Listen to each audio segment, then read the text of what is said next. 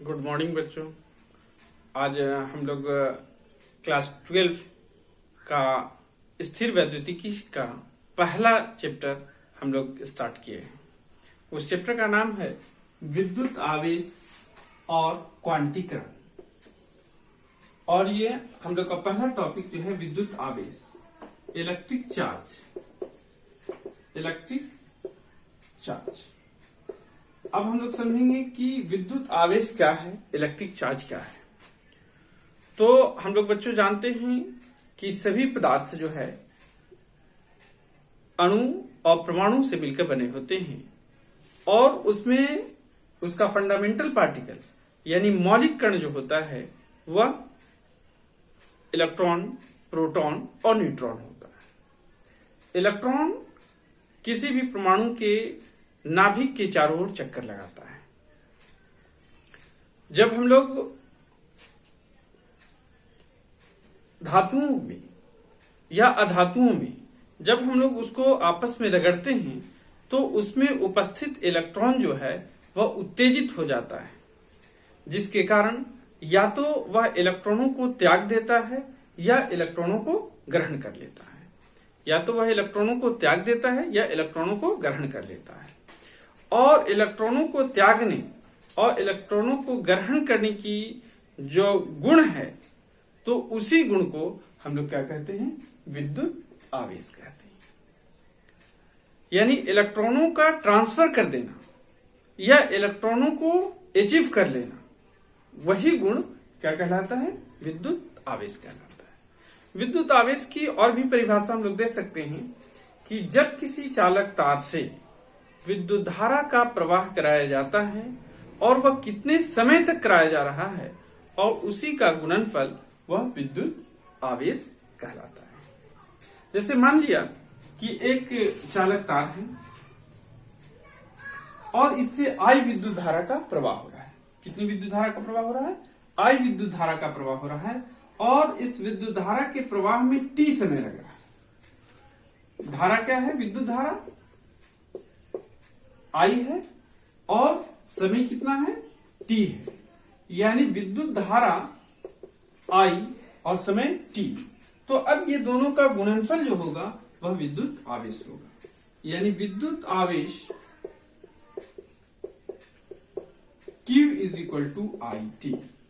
विद्युत आवेश Q is equal to I T, जो विद्युत आवेश। अब हम लोग इसका देखेंगे कि इसका मात्रक क्या होता है।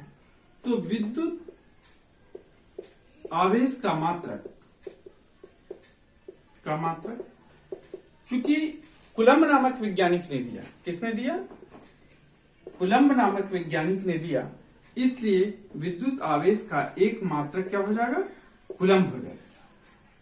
जबकि दूसरा मात्रक क्या हो जाएगा, जैसे यह है विद्युत धारा, तो विद्युत धारा का मात्रक क्या होता है, एम्पियर।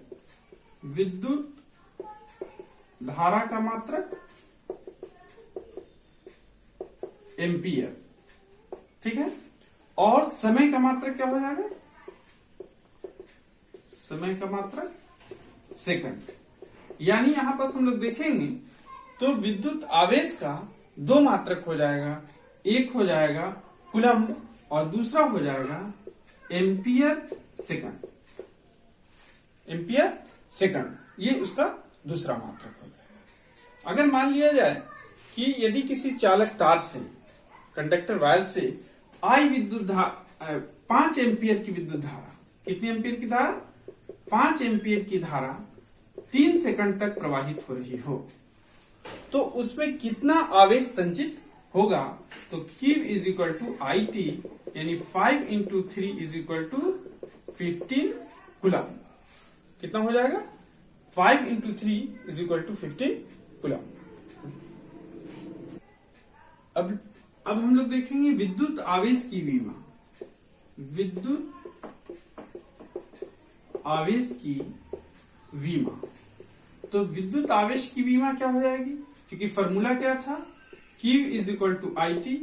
तो हम लोग जानते हैं कि विद्युत धारा की विमा जो होती है वो कैपिटल आई या ए से इंडिकेट करते हैं।